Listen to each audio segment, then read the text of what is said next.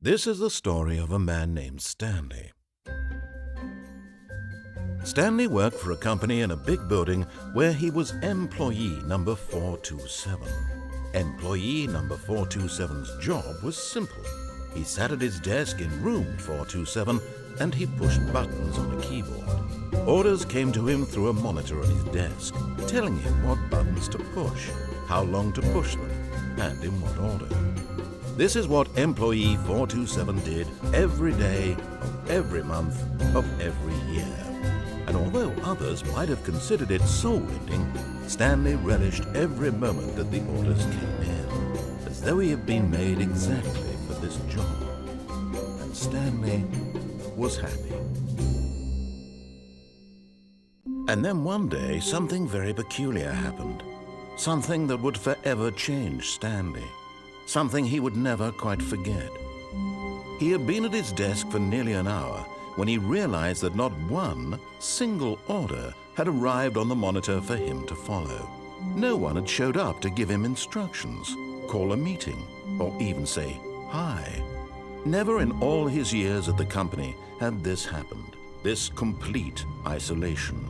Something was very clearly wrong. Shocked, frozen solid, Stanley found himself unable to move for the longest time. But as he came to his wits and regained his senses, he got up from his desk and stepped out of his office.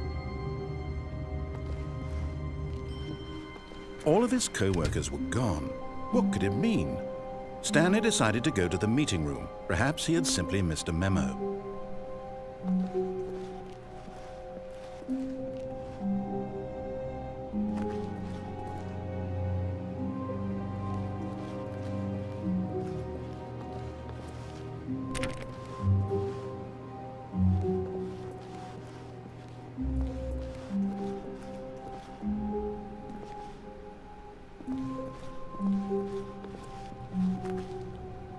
When Stanley came to a set of 2 open doors, he entered the door on his left.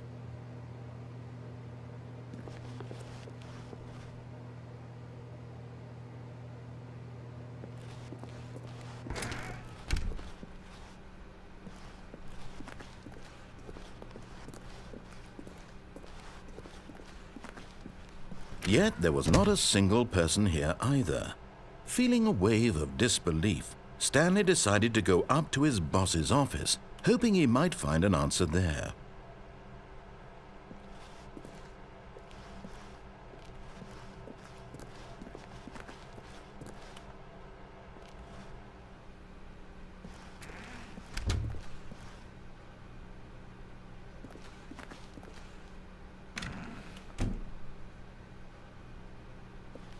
Stanley stepped into the broom closet, but there was nothing here, so he turned around and got back on track.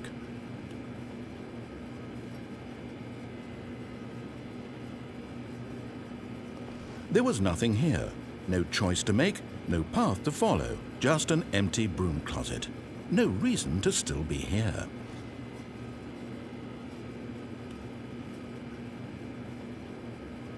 It was baffling that Stanley was still just sitting in the broom closet. He wasn't even doing anything. At least if there was something to interact with, he'd be justified in some way. As it is, he's literally just standing there doing sweet FA.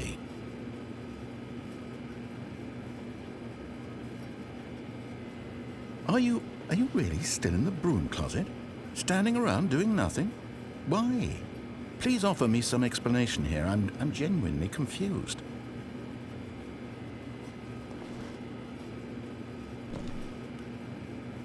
You do realize there's no choice or anything in here, right?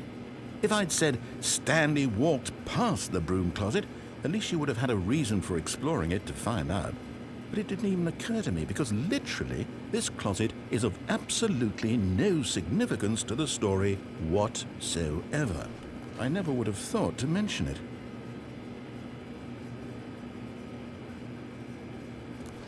Maybe to you this is somehow its own branching path.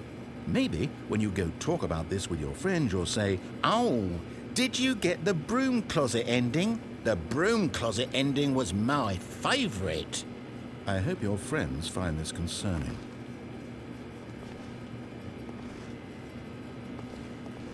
Stanley was fat and ugly and really stupid. He probably only got the job because of a family connection. That's how stupid he is. That or with drug money. Also, Stanley is addicted to drugs and hookers. Well, I've come to a very definite conclusion about what's going on right now. You're dead. You got to this broom closet, explored it a bit, and were just about to leave because there's nothing here, when a physical malady of some sort shut down your central nervous system and you collapsed on the keyboard.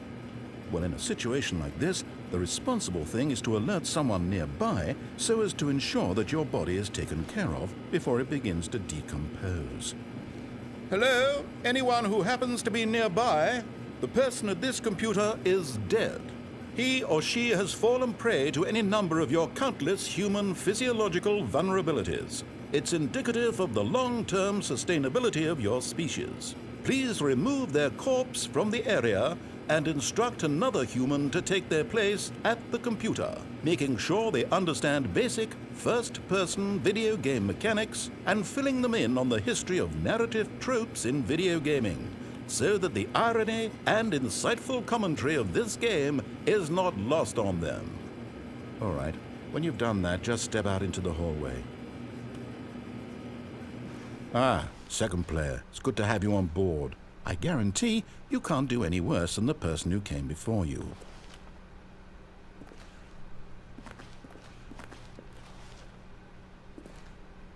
Coming to a staircase, Stanley walked upstairs to his boss's office.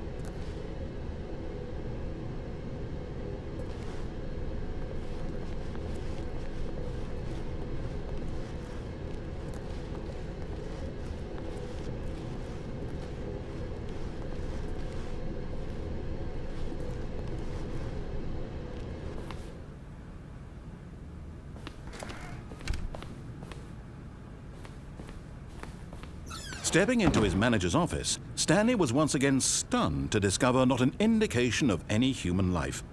Shocked, unraveled, Stanley wondered in disbelief who orchestrated this, what dark secret was being held from him. What he could not have known was that the keypad behind the boss's desk guarded the terrible truth that his boss had been keeping from him.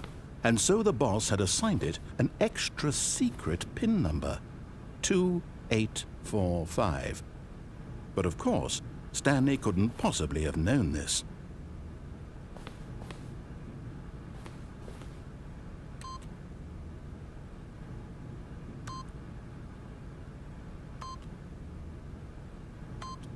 Yet incredibly, by simply pushing random buttons on the keypad, Stanley happened to input the correct code by sheer luck. Amazing. He stepped into the newly opened passageway.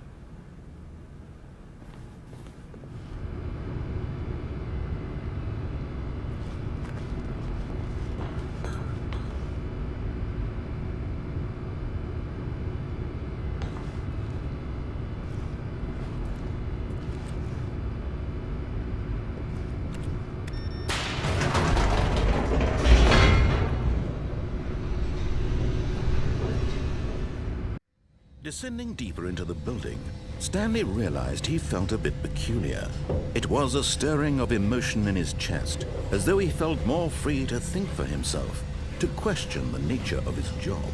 Why did he feel this now, when for years it had never occurred to him? This question would not go unanswered for long.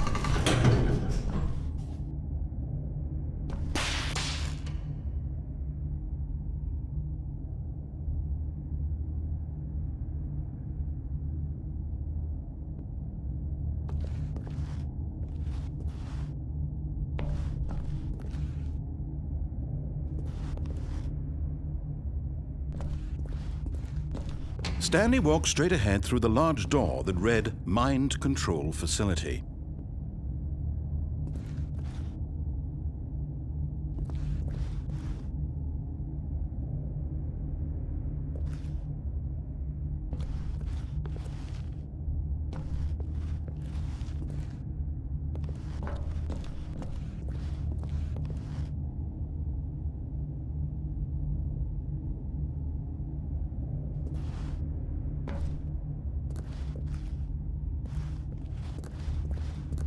Although this passageway had the word escape written on it, the truth was that at the end of this hall, Stanley would meet his violent death.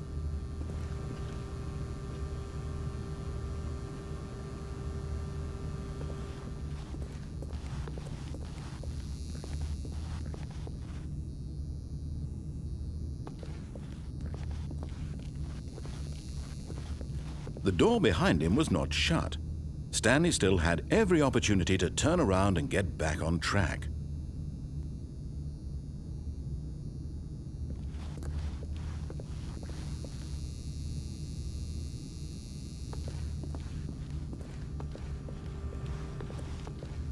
At this point, Stanley was making a conscious, concerted effort to walk forward and willingly confront his death.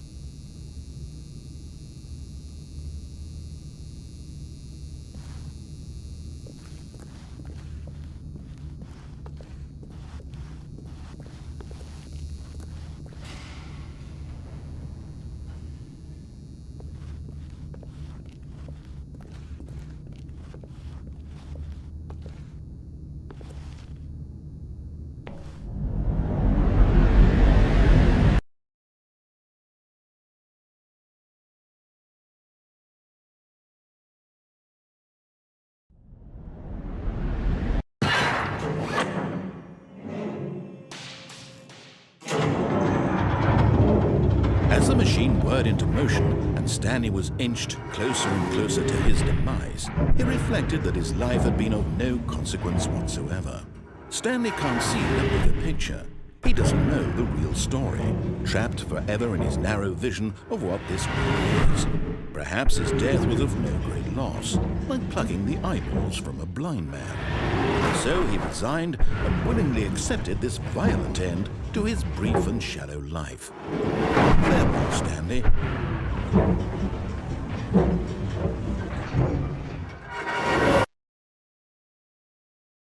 "Farewell, Stanley," cried the narrator, as Stanley was led helplessly into the enormous metal jaws. In a single visceral instant, Stanley was obliterated as the machine crushed every bone in his body, killing him instantly.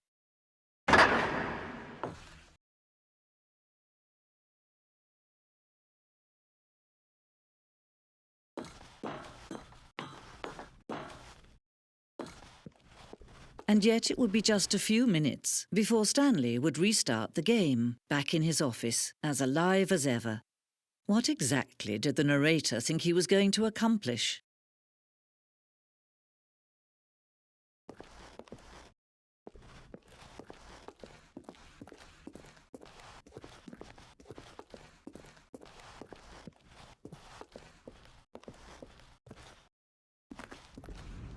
When every path you can walk has been created for you long in advance, death becomes meaningless, making life the same. Do you see now? Do you see that Stanley was already dead from the moment he hit start?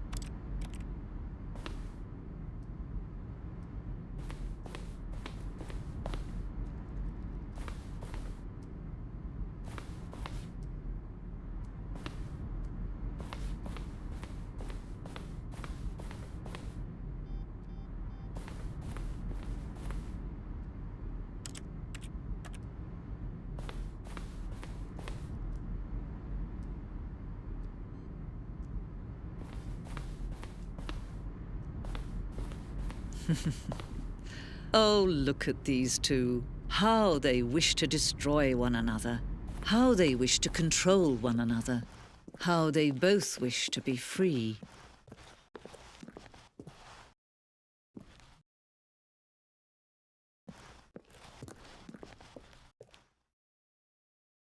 Can you see?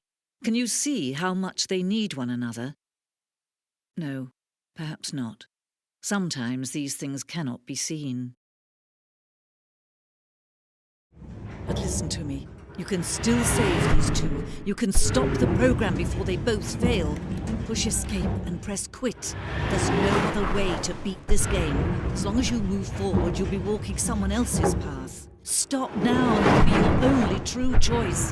Whatever you do, choose it. Don't let time choose for you. Don't let time